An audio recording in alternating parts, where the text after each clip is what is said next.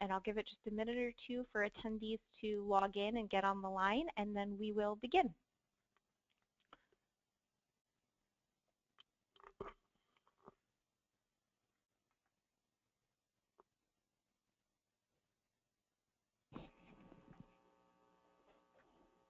All right, we'll give it just another couple seconds here. I'm mindful of everybody's time.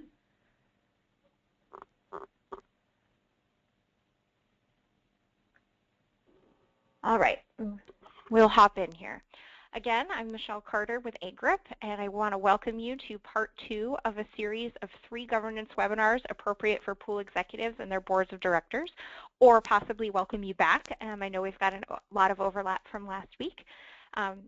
And once again, we encourage pool administrators to invite their board to participate in this live webinar, or you can view the webinars on demand at your individual discretion, or watch together as part of your annual planning meeting, or any other creative ways you can think of to use this tool as a board.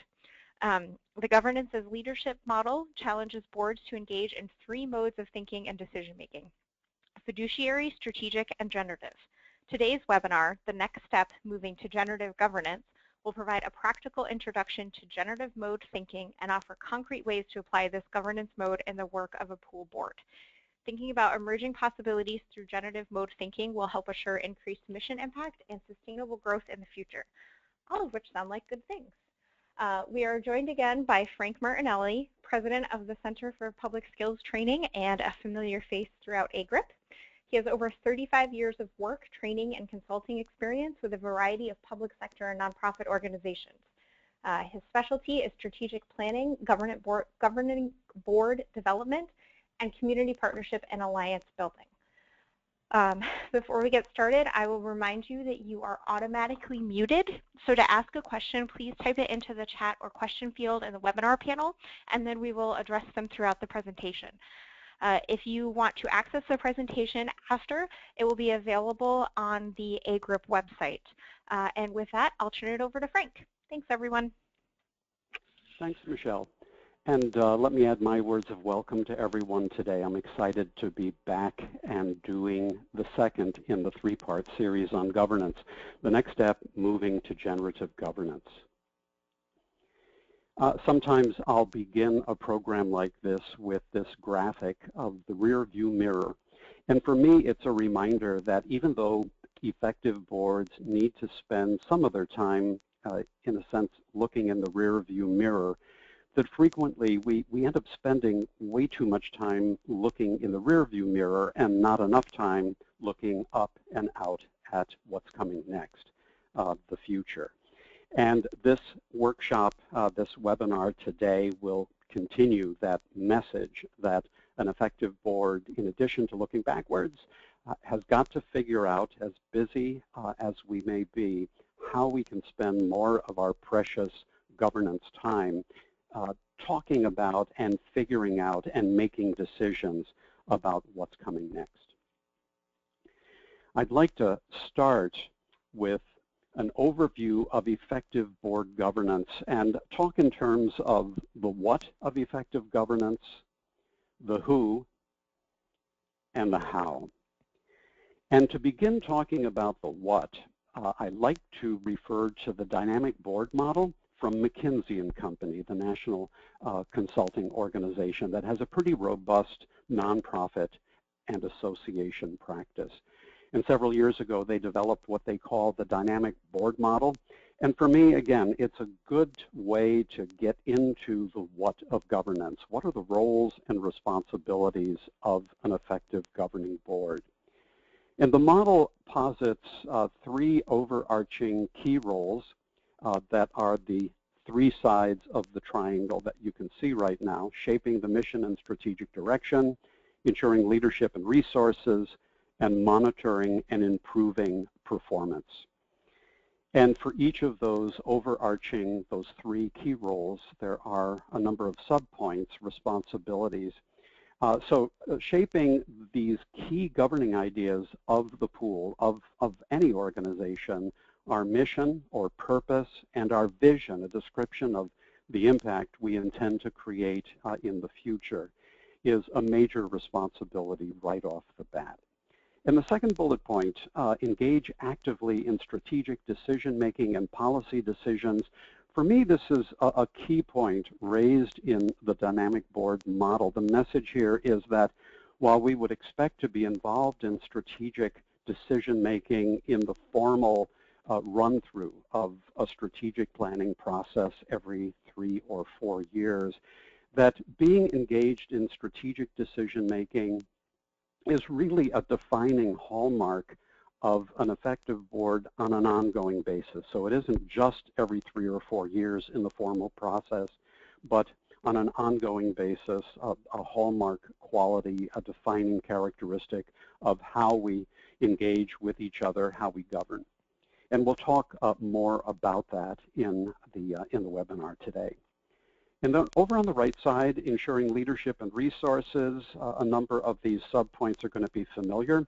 Certainly one of the important responsibilities of the pool board is to select, to hire the CEO or executive director. And then once we've hired her or him, to give them everything that they need to be successful, to help them grow and carry out the responsibilities of the job effectively. Ensuring adequate financial resources. The buck stops with the board, even though we would look to our professional staff for a lot of the heavy lifting in this area, making sure that the resources, the revenue needed to put the mission out there and to meet the needs of members are in place. And then if I'm on the board, it's likely that I've been asked to serve because I have knowledge, I have expertise, I have wisdom about the industry, about organization, about governance.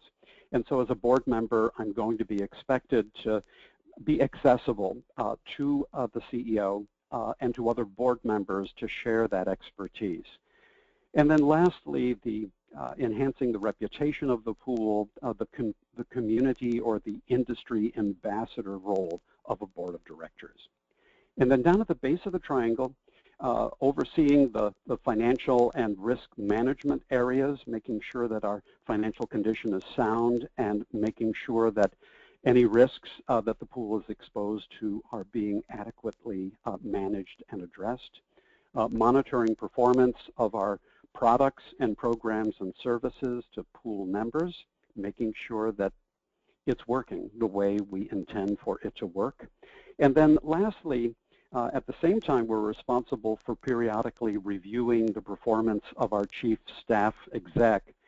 It's also important for us as the board collectively to make sure that we're at the top of our game. So taking steps to improve the governance performance of the board of directors, building capacity in that key area. So that's McKinsey, the dynamic board model, in a word, the what of effective governance. The second dimension of effective governance, the who.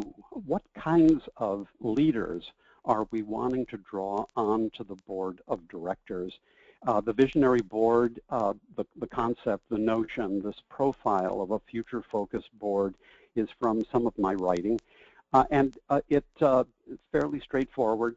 An effective board is going to have people who possess the following characteristics and qualities and mindsets. First of all, visionary and future-focused, people that are big picture in their thinking and bring that perspective to the work of the board.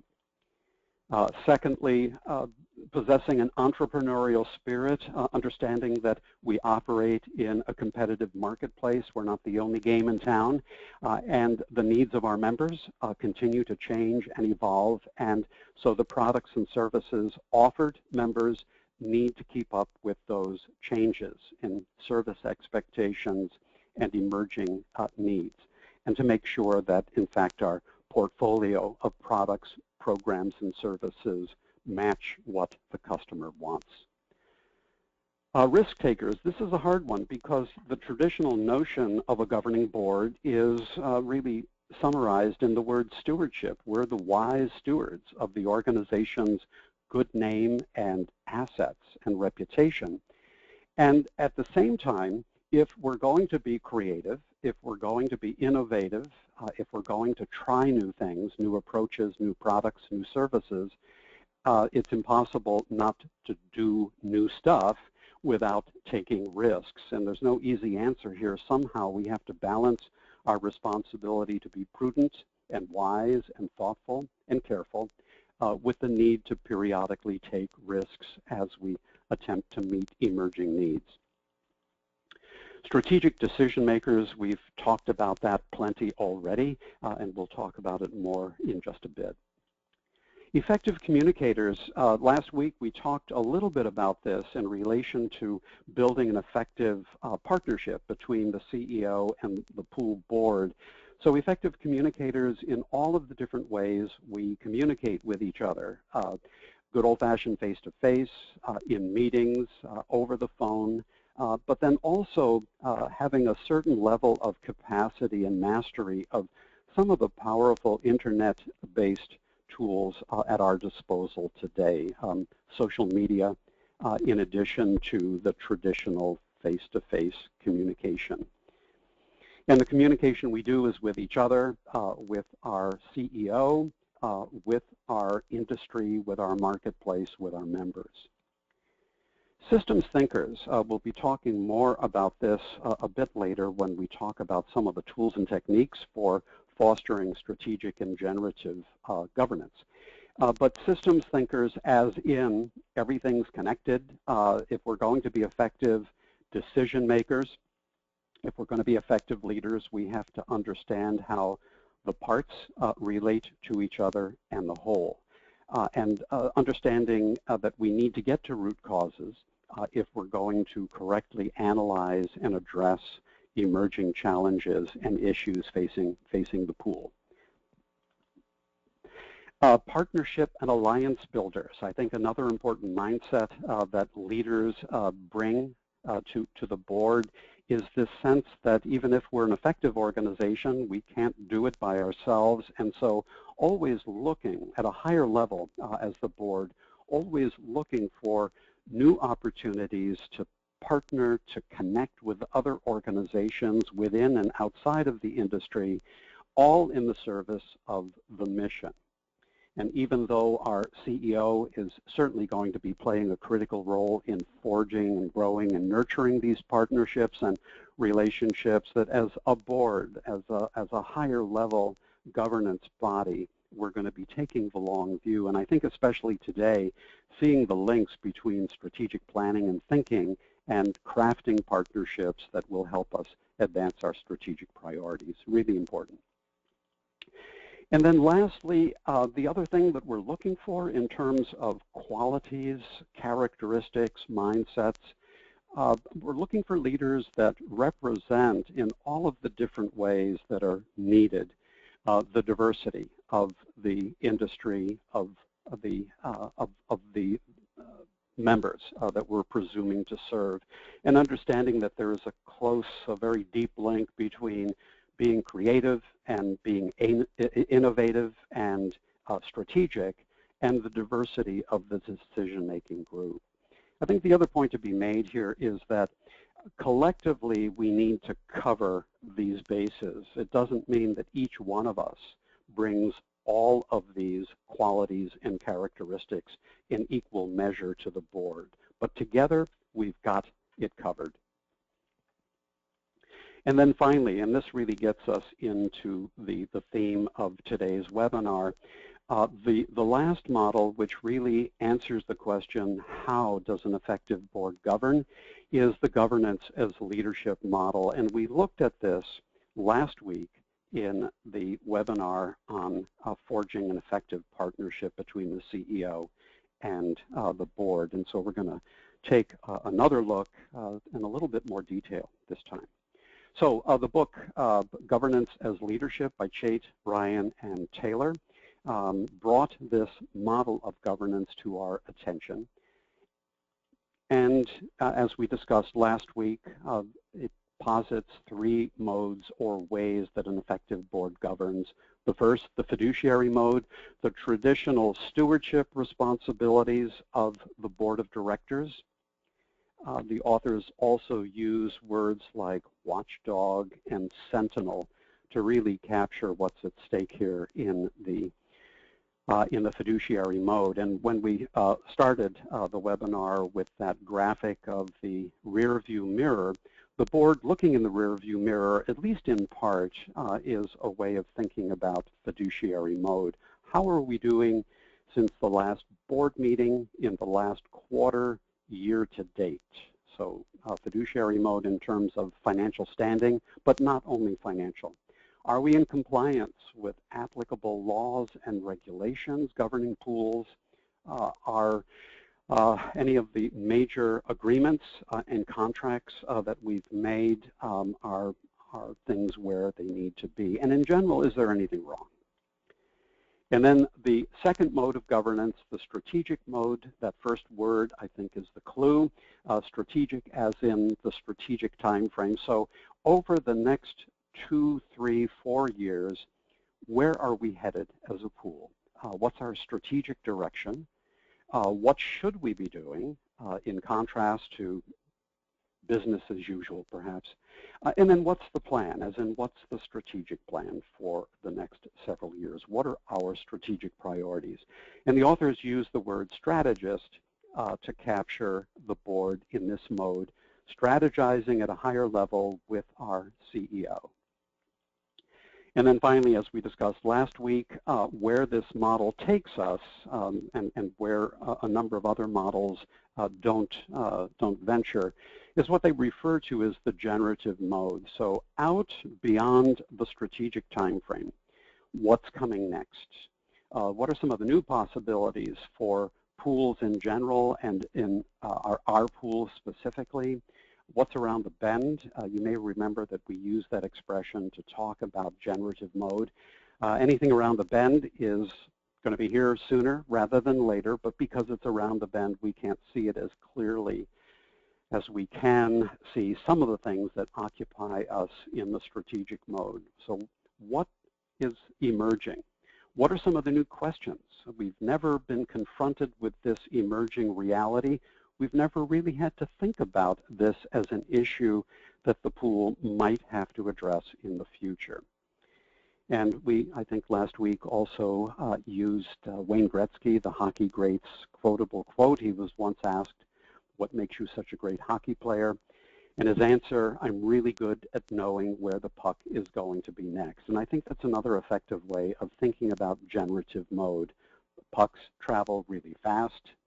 Where is the puck going to be next for the industry, for our pool, for our members?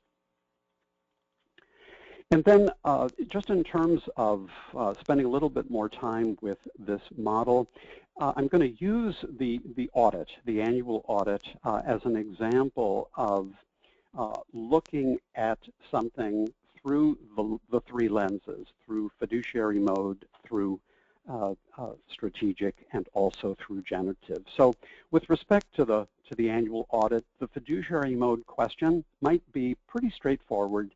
Did we pass? Did we get a clean audit? Is there anything in the management letter that we need to be concerned about?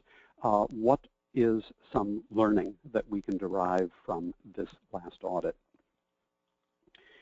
In the strategic mode, again, looking at the same audit, the same numbers, the same information, going a little bit deeper, does the audit pinpoint any issues that are strategic in nature, meaning that there are some things that are beginning to emerge that really require more strategic deliberation. So if there is something out of joint, out of place, it's going to require more than a quick fix. And this kind of a question might lead to framing a critical strategic issue that is addressed in our next round of strategic planning. And then in the generative mode, the key question might be a little different and going a little deeper. Let's say that for the last several years, a few of us, we haven't said anything because we're not really sure of what we're even noticing. But a hunch begins to emerge that there is something going on here that really requires much deeper thinking. Does the audit hint at any emerging shifts or developments that could significantly challenge our business or revenue model or financial condition long term? And I think that word hunch is a good one. We're not, at least at the beginning, we're not really sure if we're even right, if we're even correctly noticing something that is worth sharing with other people. But little by little, the pattern begins to emerge, and that leads to some deeper thinking, that it's more than just a quick fix. And then these next couple of slides take each of the modes and offer a couple of typical activities associated with the mode. So in the fiduciary mode, you can see several of them on the screen. In general, overseeing operations, not micromanaging, of course, not meddling in the weeds or in the details, but just making sure that at a higher level, things are operating well. Making sure that we're effectively using the resources that the pool has at its disposal, ensuring legal compliance, evaluating the CEO, and also evaluating our own performance as the board of directors, and then monitoring the impact, the results of our products, programs, and services. In the strategic mode, ensuring that the mission is relevant. In fact, there are several bullet points here that we typically associate with strategic planning and thinking. Internal and external assessment or scans, monitoring outcomes, reviewing and modifying the strategic plan. And it's interesting, the authors consider the selection of the CEO as an example of strategic mode thinking, so that the individual that we select to serve us as CEO in some ways needs to bring the skills, the knowledge, the mindsets, the aptitude to help us over the next several years, the strategic time frame, addressing those critical issues and challenges. And then in the generative mode, a number of the activities, I want to call your attention to some of the verbs in these bullet points. Verbs like discover, perceive, frame, as in framing new questions, suspending the rules of logic. A little bit later on, we're going to be talking about mental models or paradigms, some of the fundamental beliefs that we hold that govern how we operate as leaders and as a pool. And so periodically suspending those mental models to see if there is anything at play that the current mental model is preventing us from noticing. Encouraging robust discourse, not quick consensus. So we know that eventually we've got some decisions to make, but in the generative mode, we're taking our time, we're letting the emerging reality, in a sense, seep in to our collective mind.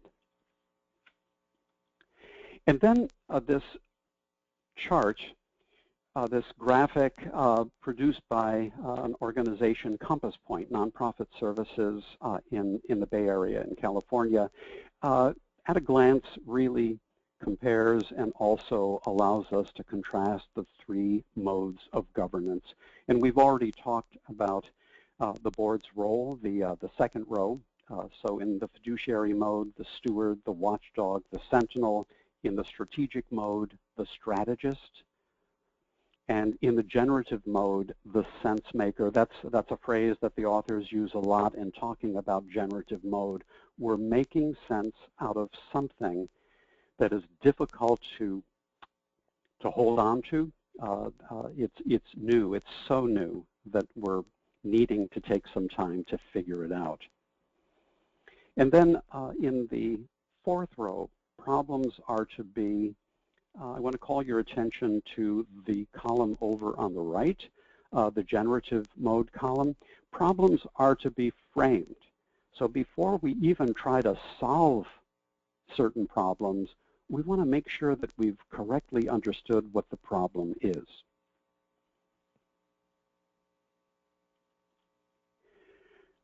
Throughout the webinar, we'll be pausing from time to time for questions and comments. So we're at one of those points. Michelle, are there any comments or questions at this point? Frank, I have not received anything at this point. Okay. So I would say continue as is. All right, that's great. Okay. So again, just a reminder, if there are any questions, just use the chat box over on the right side of your screen, and we'll get to those. All right, so the big question of the day, if this three-mode approach to governance is so important, and especially with respect to our theme today, what do we do? How do we bring this kind of governance, the three modes, into our deliberation as a pooled board? So how do we organize ourselves for governance in line with the three modes? We're going to talk about a number of core strategies and tools. Let me just get them up before you right away. Building a dynamic CEO board chair relationship. We talked a lot about that in the first webinar in the series. We want to revisit it just briefly today. But then fairly quickly move on to meeting design and conduct. I think if we're looking to incorporate strategic and especially generative mode work into our work as the pool board, it's those meetings of our board and its committees that are really the place where it happens. And then related to that, effective use of committees and work groups. And then we're going to take a look at some tools that we have found helpful in helping a board become more strategic and especially more generative in its work. We're also going to look at mental models. I alluded to that a little bit earlier, but the discipline of recognizing mindsets, paradigms, mental models that govern how we operate as leaders and as a pool is an opportunity to go deeper, to become more generative in our thinking. And then we're going to take a quick look at scenario thinking and planning. So that's where we're headed. I might also mention that after the webinar, Michelle did mention that you'll have access to the PowerPoint presentation file. You'll also have access to a manual that includes some tools and worksheets as well as a bibliography that'll get you to other resources. So let's move ahead.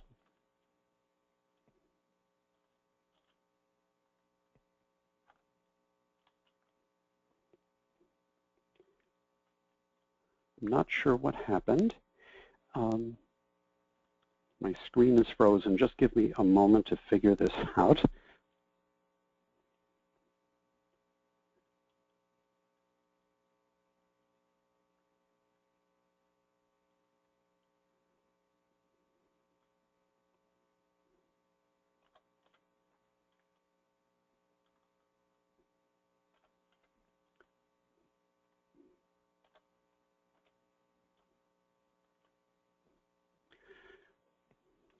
Sorry for the technical glitch here, folks. I'll catch up with you in just one moment.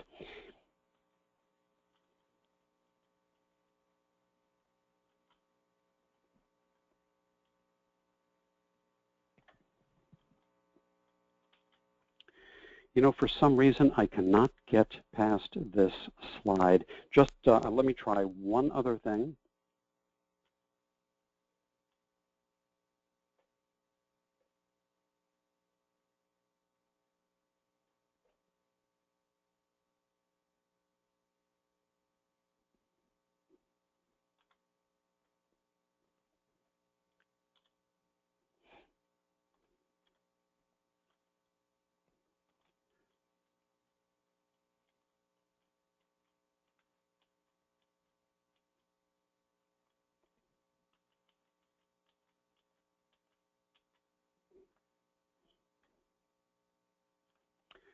One more time.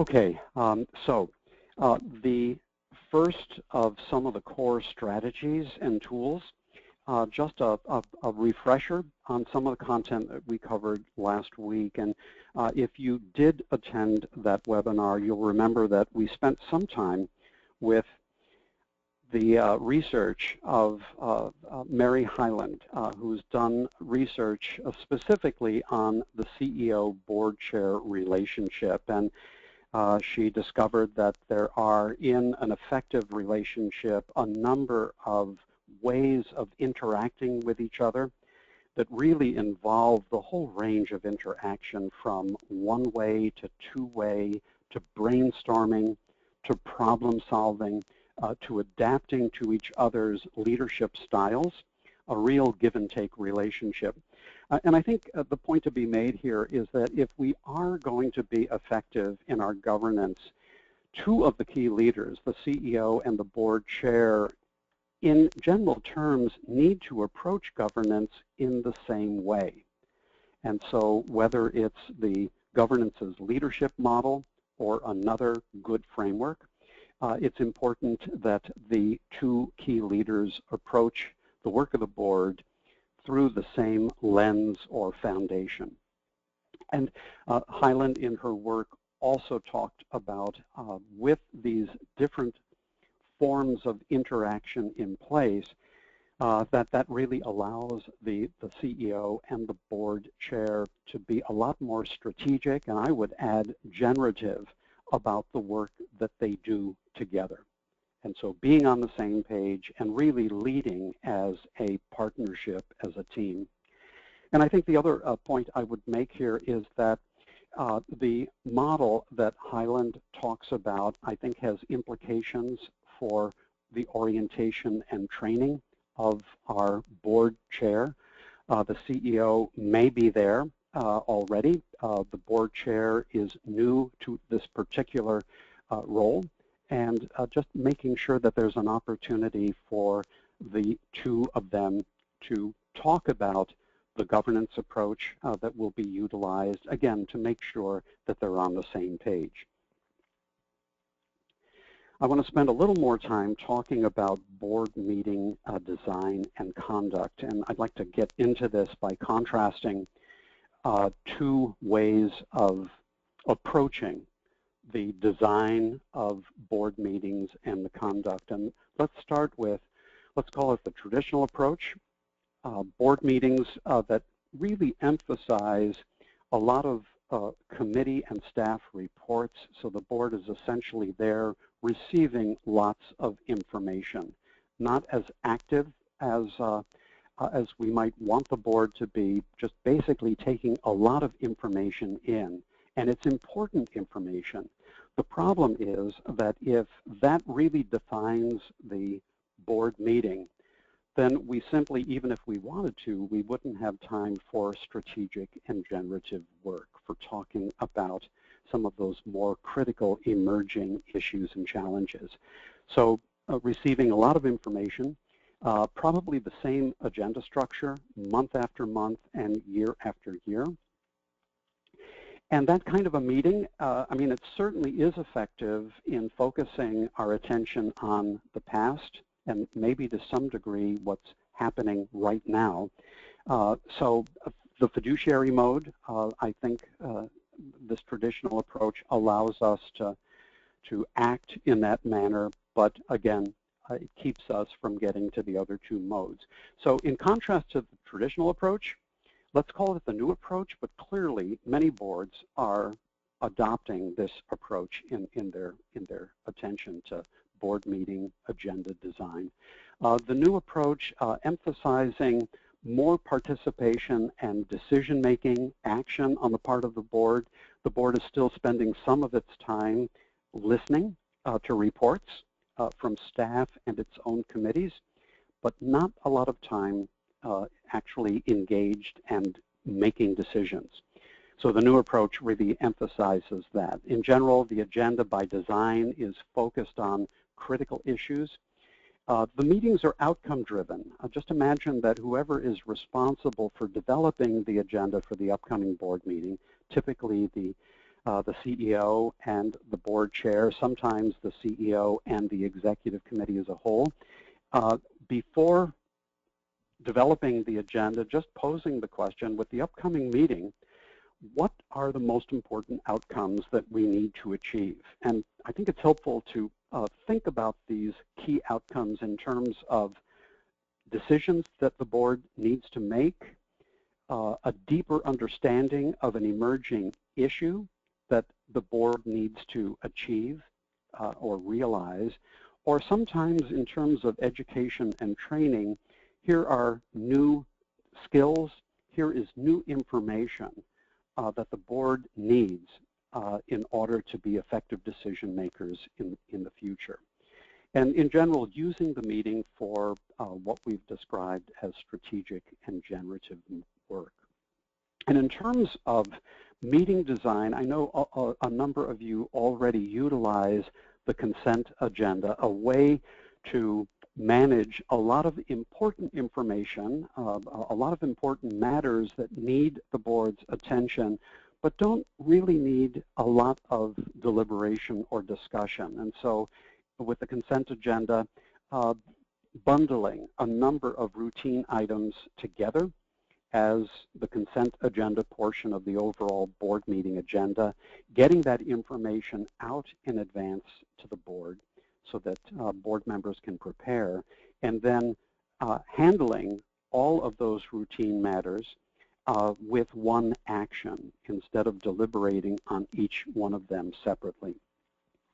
And this kind of a meeting approach allows us to focus more of our time on the future, what's coming next.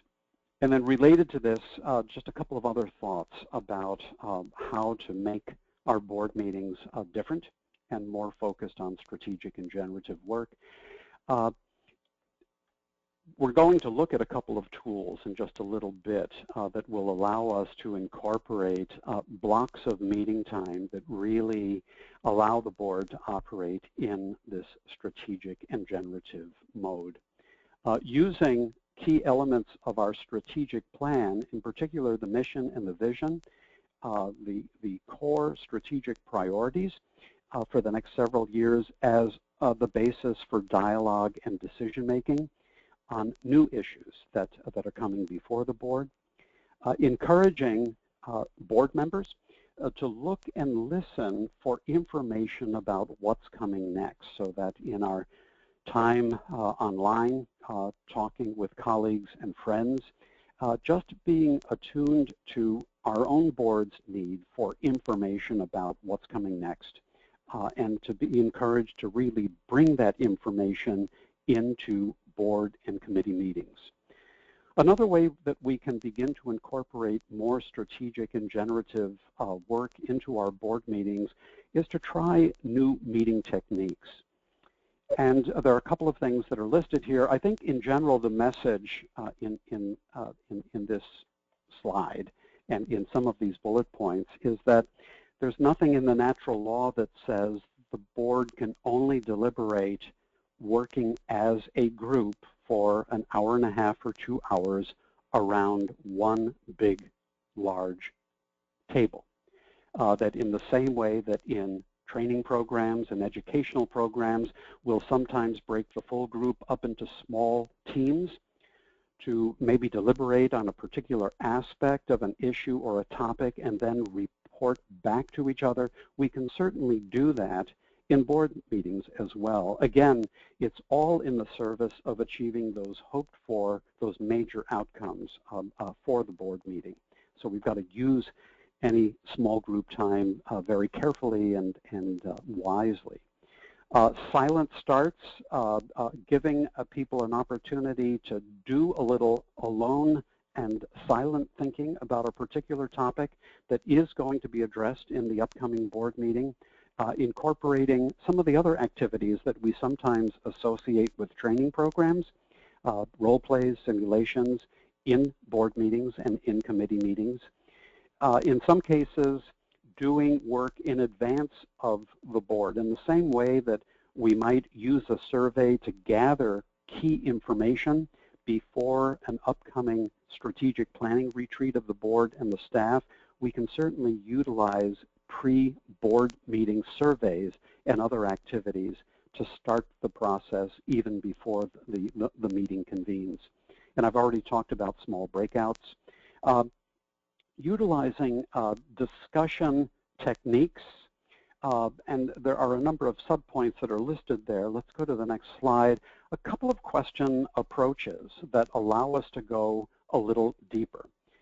And so catalytic questions: what is the biggest gap between the case that we make for pool membership and our actual accomplishments and actions? What does that say about the pool? Retrospective thinking: what are organizations' successes or setbacks? Why and how did they happen? What does this mean for the future? What can we learn from our own history?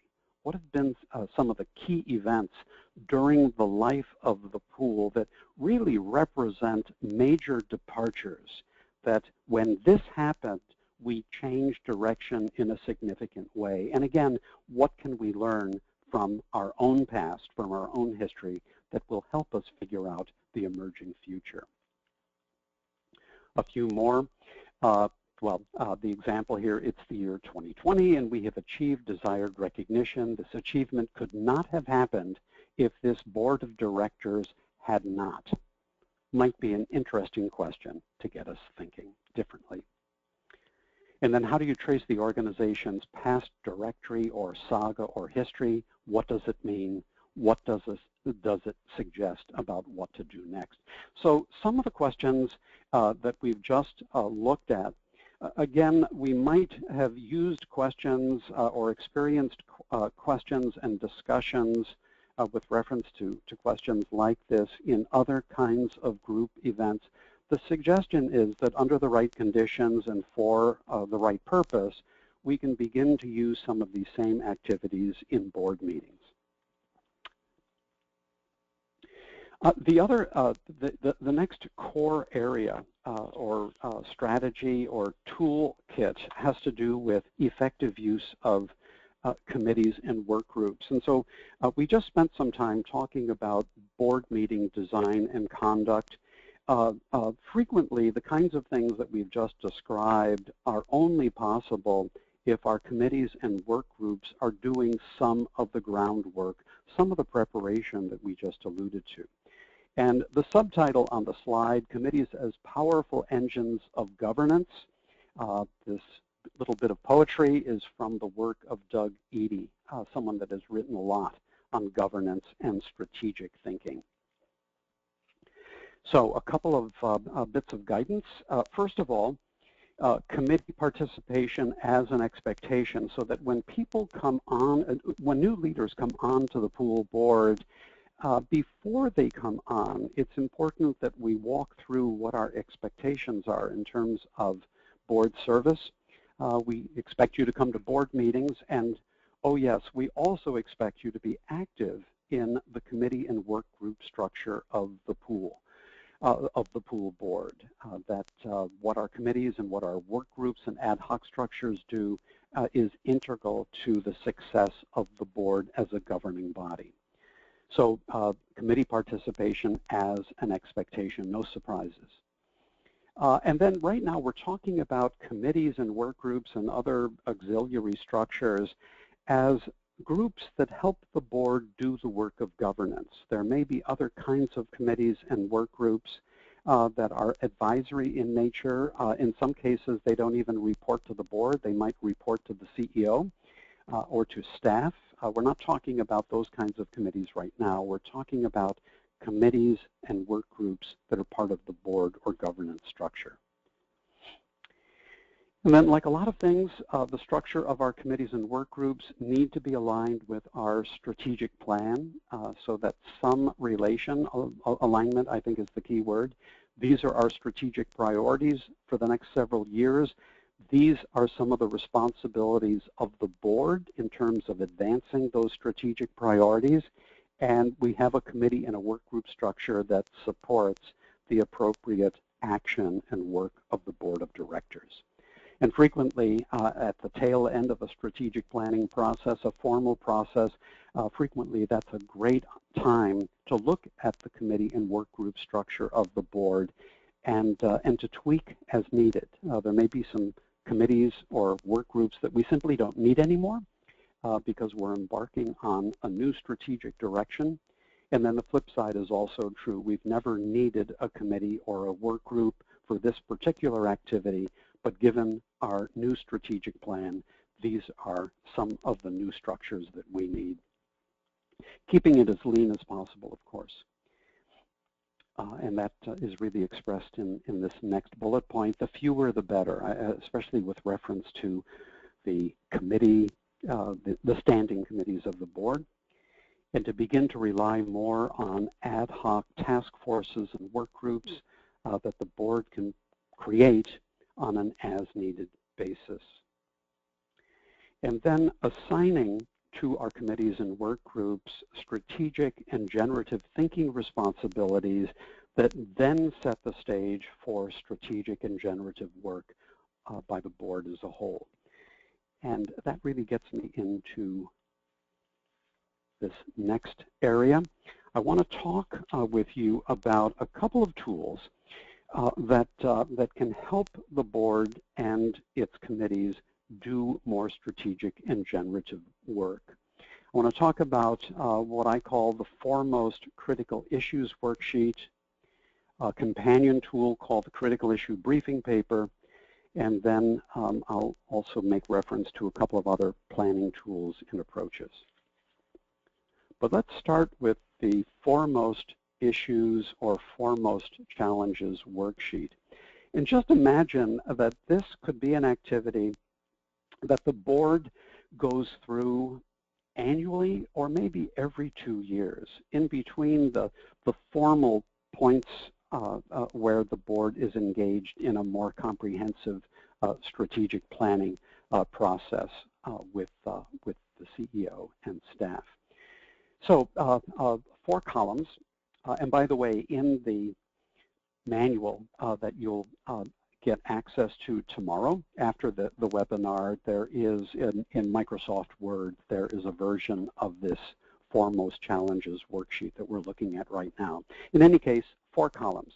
So imagine that at some point in the board year, maybe at the beginning of the year or maybe at the end of this year, preparing for the start of the new year, brainstorming with the CEO, in that first column, the foremost critical issues and challenges that the pool needs to address over the next several years. Maybe longer, but at least initially over the next several years. And that's an opportunity to ask ourselves the question, how might we frame these issues as we begin to brainstorm to do a sorting activity? Which of these issues are fiduciary in nature? Which of these are strategic in nature? And are any of these issues and challenges generative? That some of these issues and challenges really represent emerging realities that feel really new to us. We've never had to even think about something like this. So in the spirit of generative work, how do we make sense out of this? So that's the first column. What is the list of critical issues and challenges facing the pool over the next several years? And then in the second column, moving to the right, what roles with respect to each of these issues, what roles would be appropriate for the board to play? And I think that's an important question because we want the board to be focused on governance. And so there may be an issue that emerges in column 1 that after we really think about it, we decide that this really isn't a matter of governance at all. This is really something that is the responsibility of the CEO and her staff. And so we don't want to get into the weeds. So we just decide right there on the spot that this is not an issue that we're going to focus on. And rather, here are the issues that really require the attention of the board. And then again, continuing to move to the right, The third column, clarify the board's need for information and education with respect to this issue.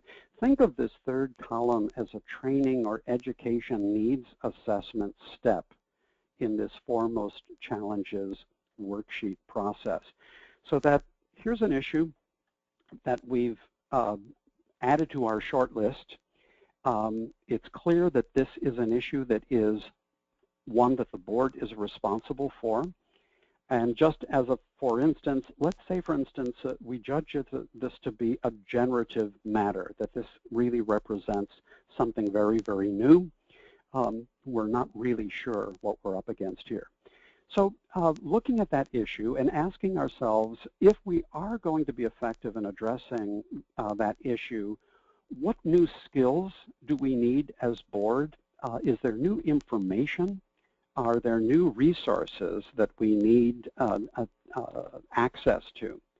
And then to begin to talk about how we will meet those needs. And a little bit later on, by the way, the results of this foremost challenges worksheet can help us begin to design the annual governance calendar for the board for the upcoming year. And based on, for example, column 3, we might decide in the spring of this year we'll incorporate into the board agenda an education program to begin to wrestle with the new information needed to address issue number 2. And then finally, the rightmost column, what resources can the board access to help address this issue? Remembering that one of the reasons why I'm on the board is that I have expertise, I have access to other resources, that this is an opportunity for me and other board members to think about, are any of those connections going to be helpful to the board in addressing the issue? So this would be one activity that would begin to sketch out for us some of the strategic and generative issues that we need to address.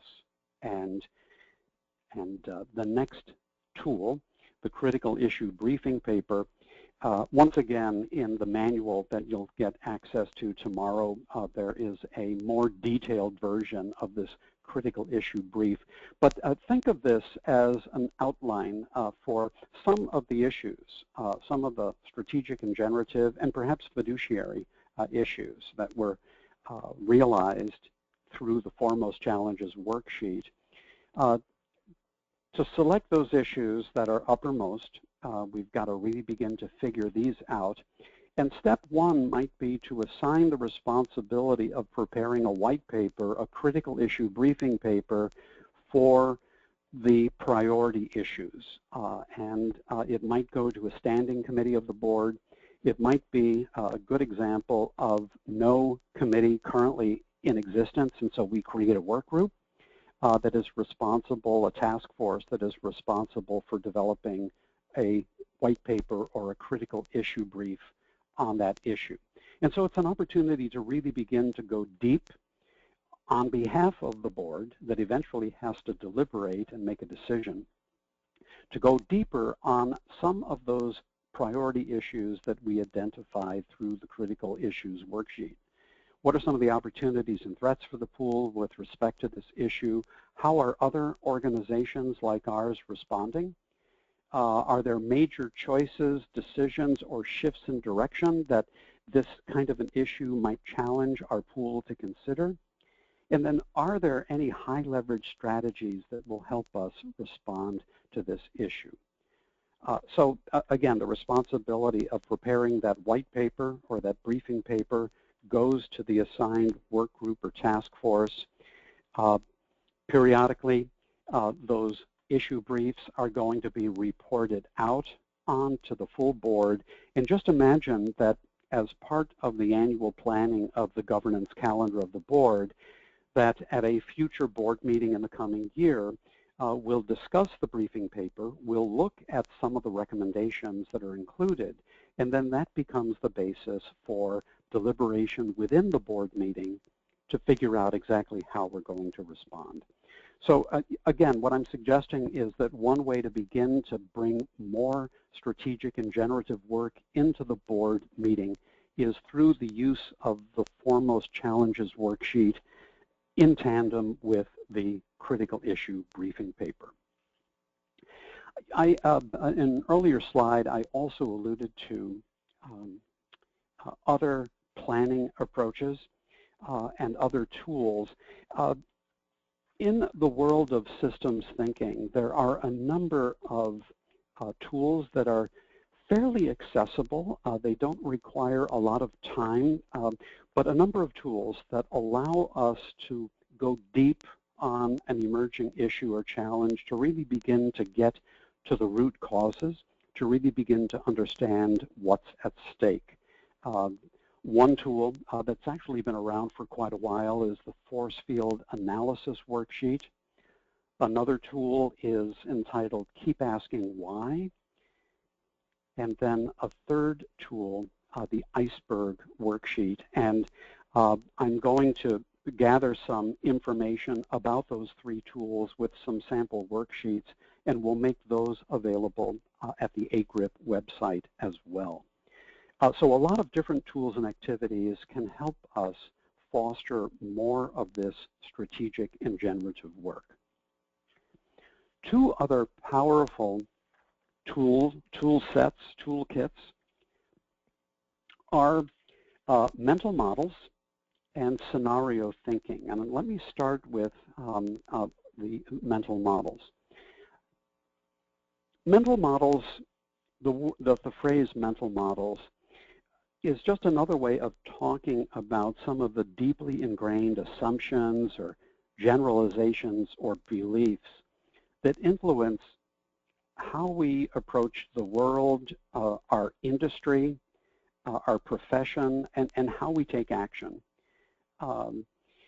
Sometimes we use words like perspectives, paradigms, mindsets, but ways of thinking that influence how we act, how we view the world around us, and also how we interpret the actions of others.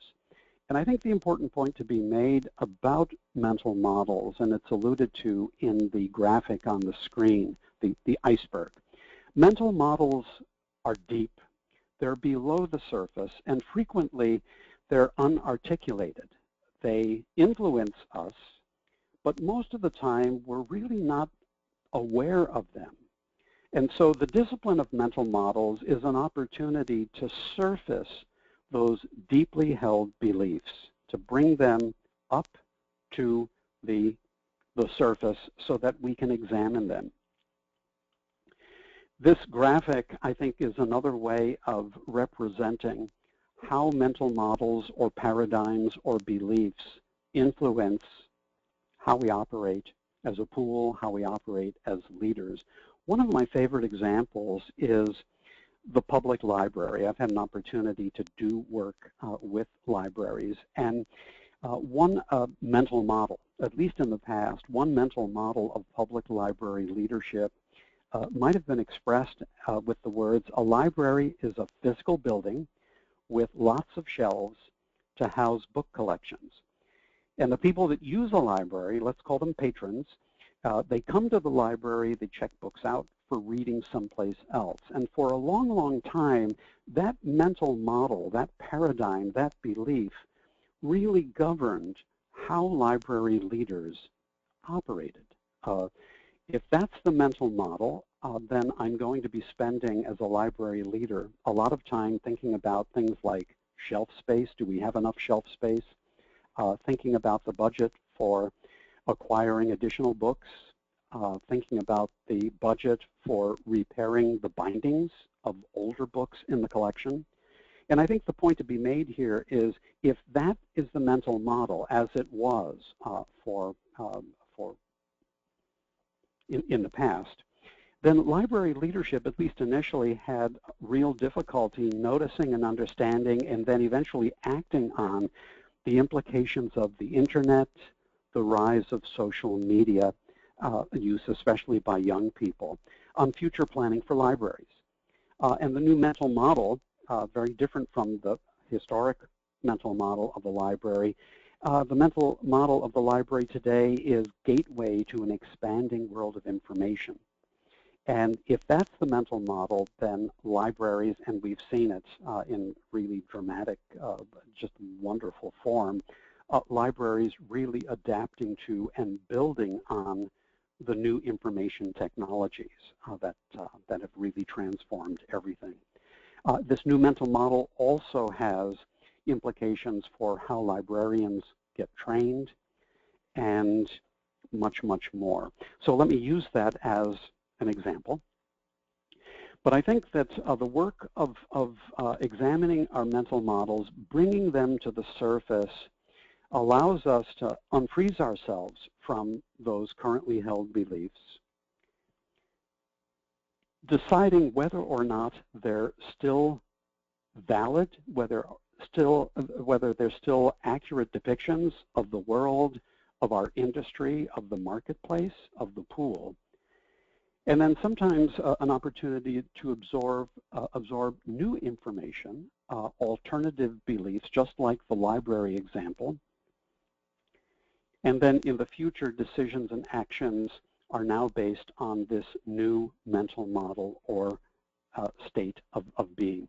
And in the resource manual, there is a worksheet that you can use to begin to identify some of the mental models, some of the beliefs and assumptions that govern business as usual within the pool. And then once we hold them up to light, determining whether or not they still work, whether or not they're still valid, and if there need to be any changes. Work on mental models frequently is an opportunity to begin to think in more generative terms about the pool and about what we need to do. The other tool that I'd like to really introduce, we don't have the time to really go into depth, but I want to talk about scenario thinking, especially accelerated scenario thinking exercises as an opportunity to get into more generative thinking.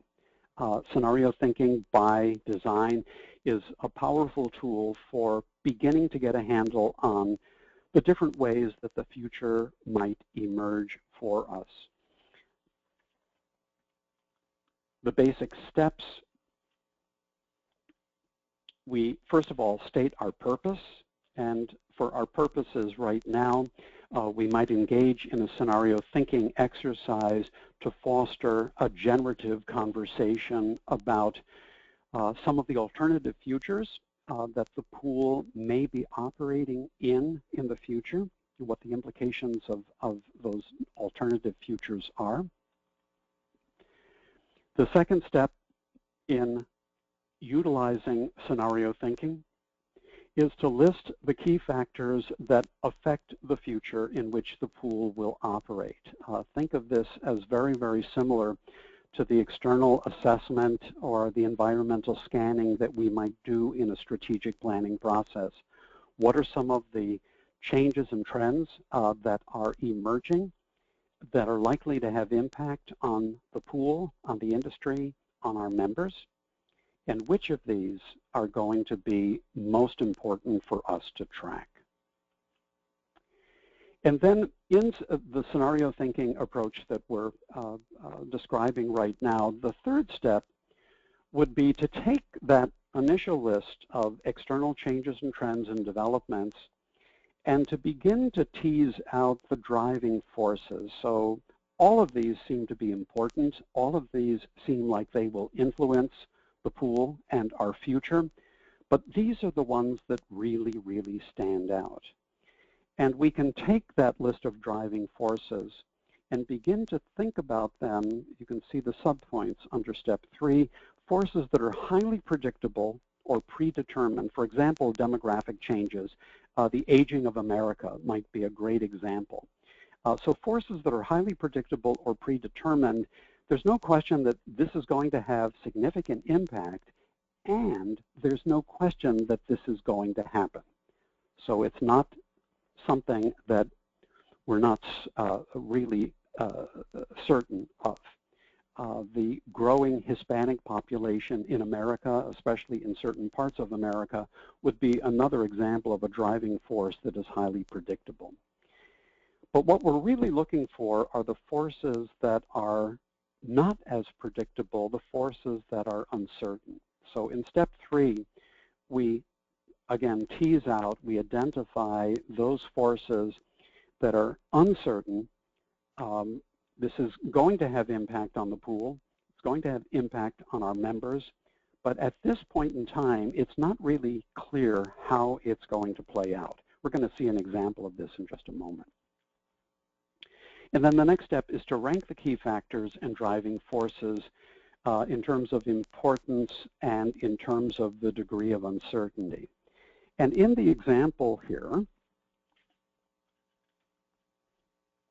we'll use those key factors to develop alternative futures that, again, will be an opportunity to do some of that sense-making, that generative work.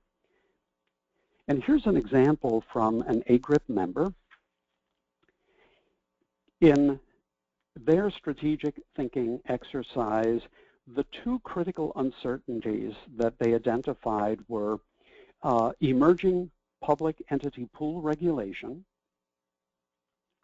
and the future market cycle for reinsurance.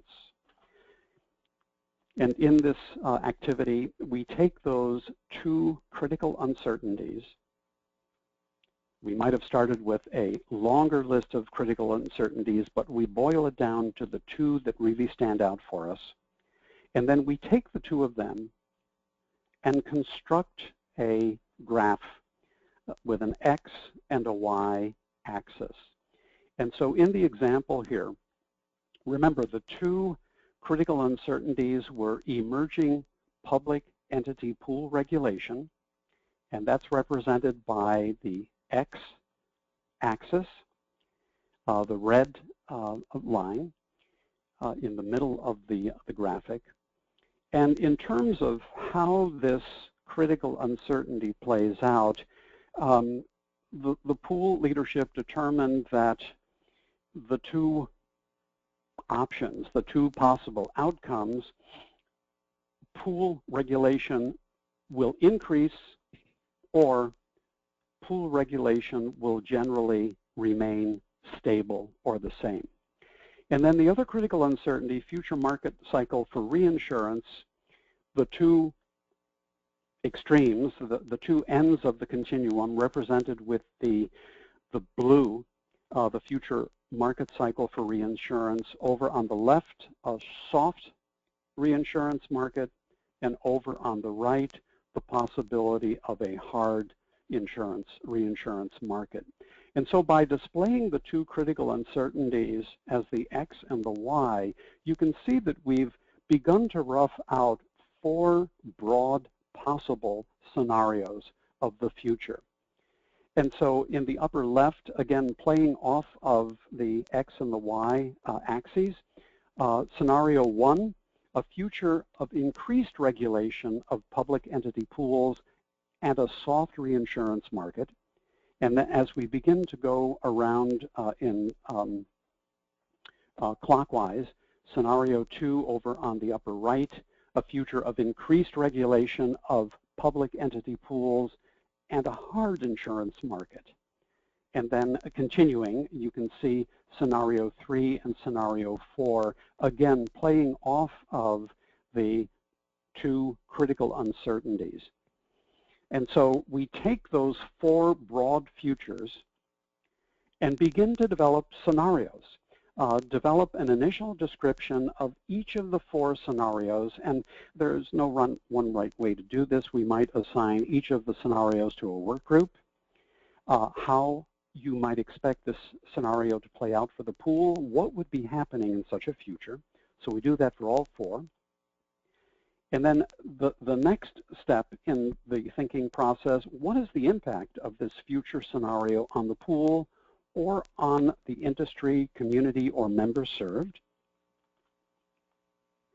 What are the implications for the pool? What actions would we take to advance our mission if we knew that this were the future, if this is how the future would play out.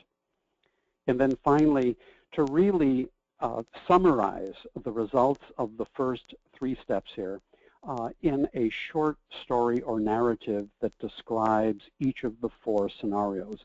And I think the point to be made here is that scenario thinking, scenario planning, but specifically this accelerated or abbreviated scenario thinking exercise that I'm describing right now, the purpose is not to predict the future, but rather to come to grips with some of the different ways the future might play out.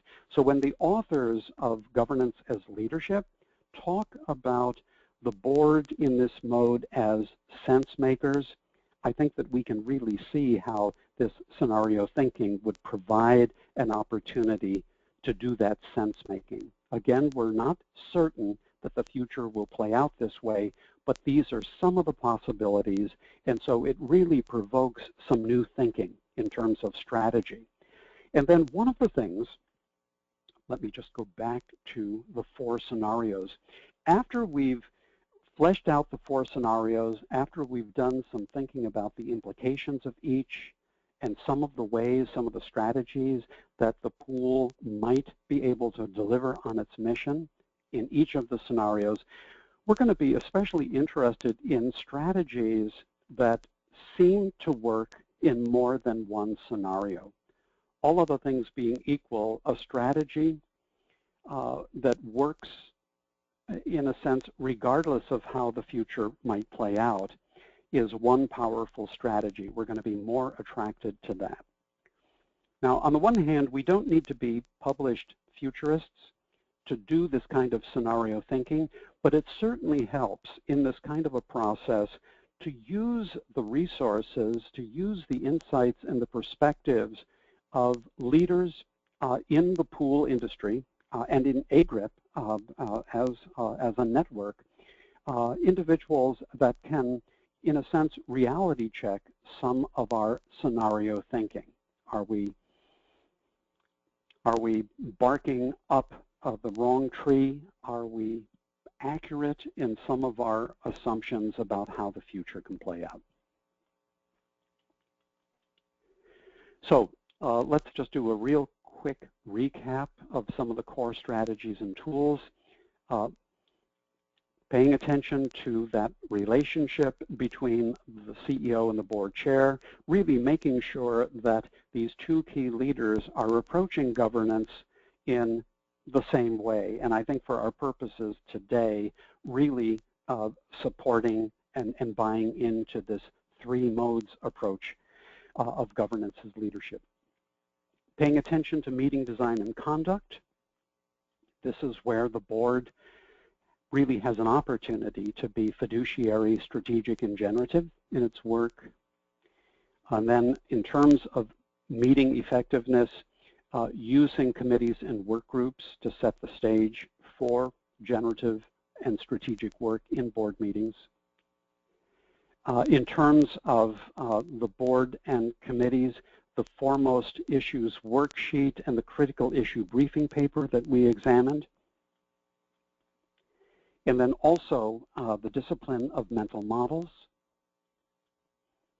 and scenario planning. The overview of generative governance resources, as I mentioned in the resource manual that you'll have access to tomorrow, there is a resource bibliography, a starter list that includes a number of excellent tools and resources, in particular on the 3 modes approach to governance. There is also an excellent publication entitled What If? The Scenario Thinking, the Art of Scenario Thinking for Nonprofits, that is incredibly accessible. Again, we don't have to be published futurists to use some of these powerful tools. And the What If? The Art of Scenario Thinking for Nonprofits is a real practical introduction with lots of great examples that I think you can try out in your pool. Let's pause again for any questions or comments. Michelle? Hi, Frank. We still have not had anything come in, which means that you are doing such a clear, fabulous, wonderful job that nobody could possibly think of a question. Well, you're very kind. You are covering all bases. But well, then we're almost at the end. Why don't we say this? That if in the next day or two, or longer, if there are any questions that emerge, if people are looking for additional information on this topic, to get that information, to get those questions and requests for information to Michelle, and we'll be sure to respond. So I think with that, we can begin to wrap up. And Michelle, I'm going to turn it back to you. Thank you. All right. Well, thank you so much, Frank. And I hope everyone will join us for week 3 tomorrow. It will be our final wrap-up. It will be called Just-in-Time Pool Board Orientation. And again, it'll be the 3rd and final installment of this board governance web series. And Frank will be joined by Jonathan Shull, who is the CEO for the California Joint Powers Insurance Authority. And together they will present a clear picture of common board responsibilities in policy development, strategic planning, and fiduciary duties, and also address the board's role in fundamental pool-specific matters such as actuarial analysis, claims of litigation, and risk management. And I'm sure they will cover a whole bunch of other topics as well. And they're both pretty funny guys, so it should be pretty dynamic, as well as informative and interesting. And we hope that you will join us next week, same bat time, same bat channel. And thank you for your participation today. Everyone have a great afternoon. All right, I'm going to hang up now.